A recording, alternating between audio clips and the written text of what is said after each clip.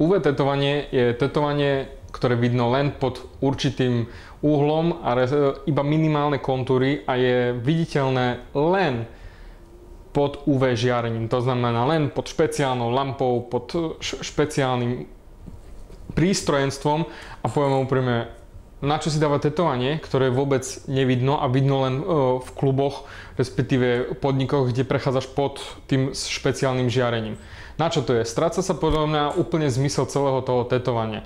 Aplikácia je tá istá, tetuje sa to takisto, len treba tetovať pri UV svetle, nedajú sa tam robiť žiadne tiene, žiadne velikánske umelecké diela, jednoducho je to len farba napichaná pod kožu, ktorá ti bude svietiť, keď prídeš do klubu. Podľa mňa to je absolútne zbytočné a osobne zamysli sa nad tým, jaký je to bordel, ktorý si budeš dávať píchať pod kožu, keď má to svietiť.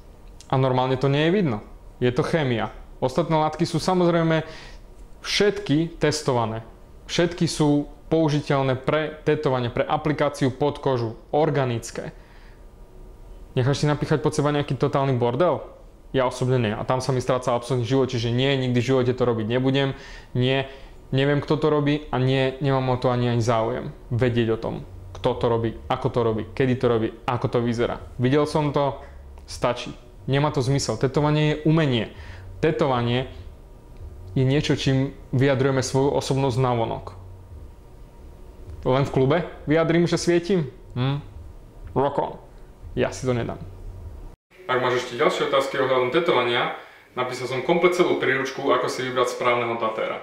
Nájdeš tam všetky odpovede, aby si mal tetovanie, na ktoré budeš hrdý do konca života. Stačí kliknúť na tento link. Alebo na link v popise videa.